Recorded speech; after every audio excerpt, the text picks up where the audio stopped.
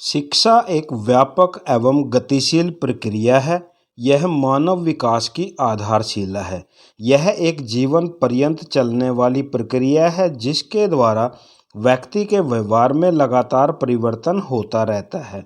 शिक्षा प्रकाश का वह स्रोत है जिससे जीवन के विभिन्न क्षेत्रों में हमारा सच्चा पथ प्रदर्शन होता रहता है।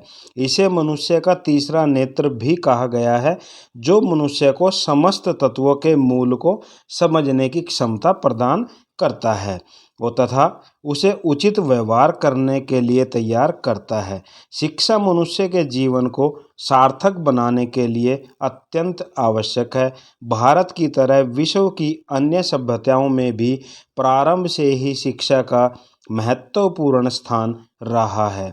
शिक्षा आदिकाल से ही किसी न किसी रूप में दी जाती रही है। सर्वप्रथम शिक्षा बालक को उसके माता पिता द्वारा दी जाती है। माता पिता की शिक्षा के बाद बालक को जीवन की विभिन्न परिस्थितियों से अवगत कराया जाता है, परंतु धीरे धीरे समाज में ज्ञानार्जन की भावना बढ़ी है। समाज का स्थान गौण हो गया है और समाज में शिक्षा का अनुभव किया जाने लगा। साथ ही इस बात की भी आवश्यकता अनुभव की जाने लगी कि शिक्षा विशेष व्यक्तियों द्वारा विशेष स्थानों पर प्रदान की जाए। इसलिए शिक्षक तथा विद्यालयों का विकास हुआ। इस प्रकार शिक्षक एवं विद्यालय शिक्षा के औपचारिक माध्यम के अंतर्गत आते हैं, क्योंकि वहाँ पर कुछ उद्देश्य निश्चित किए जाते हैं, उनको व्यवस्थित ढंग से स्थापित किया जाता है और विद्यार्थियों के सम्मुख रखा जाता है। आज इस वीडियो के अंदर हम पाठ्यक्रम के जो निर्धारित उद्देश्य होते हैं उसके बारे में चर्चा करने वाले हैं।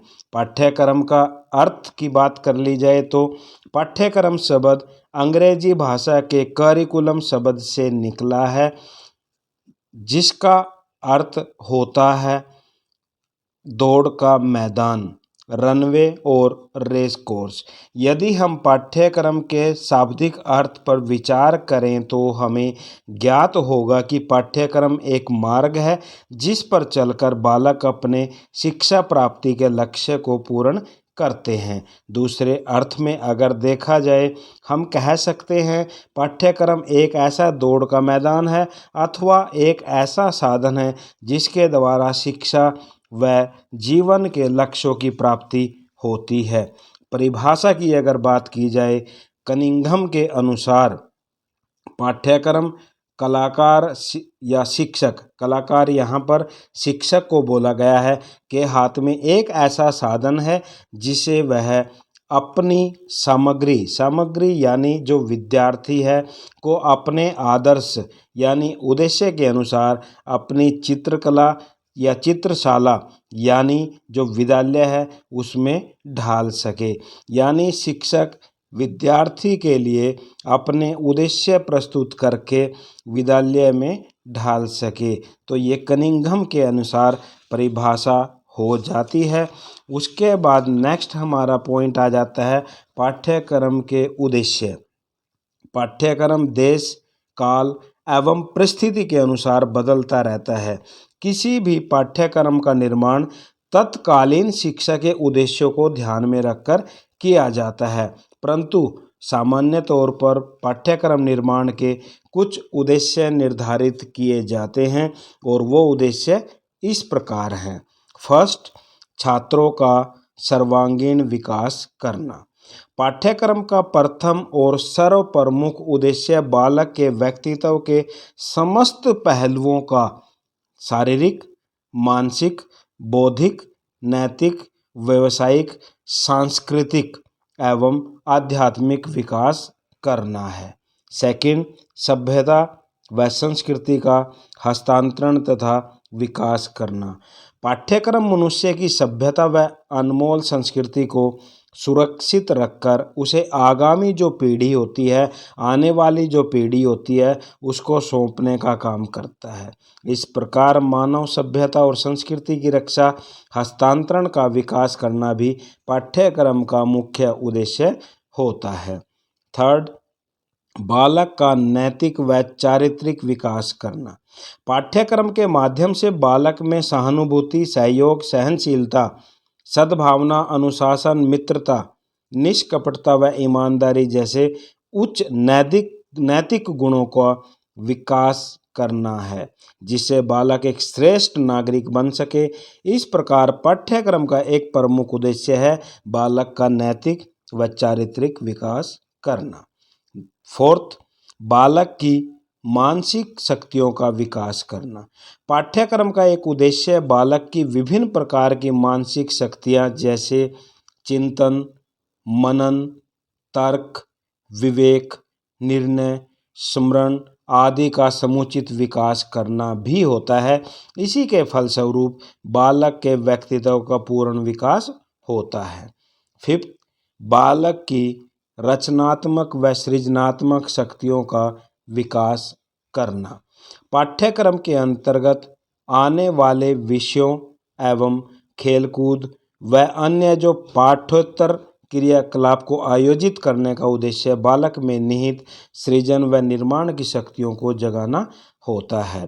पाठ्यक्रम बालक की विकास की विभिन्न अवस्थाओं के अनुरूप ही बालक की क्षमता और अभिवृत्तियों को विकसित करके विभिन्न प्रकार की रचनात्मक व सृजनात्मक शक्तियों का विकास करता है। सिक्स्थ, बालक में गतिशील लचीले मस्तिष्क का निर्माण करना। कहा गया है स्वस्थ शरीर में ही स्वस्थ मस्तिष्क का निवास होता है। इस स्वस्थ मस्तिष्क का निर्माण भी शिक्षा द्वारा ही किया जा सकता है।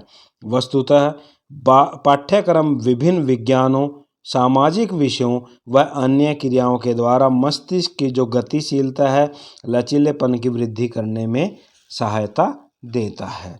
सेवंथ, खोज की प्रवृत्ति को बढ़ावा देना।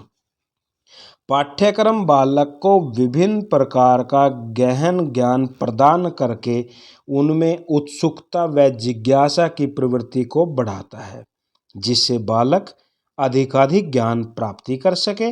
इस प्रकार बालक में खोजी व अनुसंधान की प्रवृत्ति को बढ़ाना भी पाठ्यक्रम का मुख्य उद्देश्य होता है। बालक को भावी जीवन के लिए तैयार करना। शिक्षा संपूर्ण जीवन की तैयारी है तथा पाठ्यक्रम बालकों को उनके भावी जीवन के लिए तैयार करता है।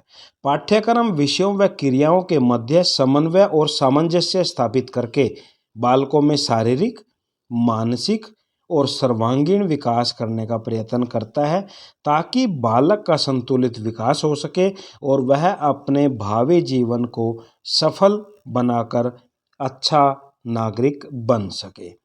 नाइन्थ, शैक्षिक प्रक्रिया का स्वरूप निर्धारित करना। पाठ्यक्रम का दायित्व बालक के प्रति होने के साथ साथ संपूर्ण शिक्षा प्रक्रिया की भी होता है। पाठ्यक्रम शिक्षण क्रियाएं व शिक्षक के मध्य की अंतः क्रिया को स्पष्ट करता है। साथ ही शिक्षक व शिक्षार्थी के मध्य किस प्रकार की अंतः क्रिया होगी, इसका स्वरूप भी निर्धारित करता है। 10, बालकों की क्षमता, योग्यता एवं रुचि का विकास करना।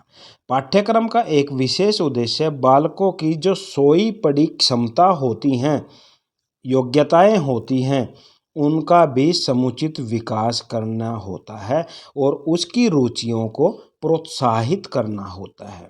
11, बालकों में लोकतांत्रिक भावना का विकास करना।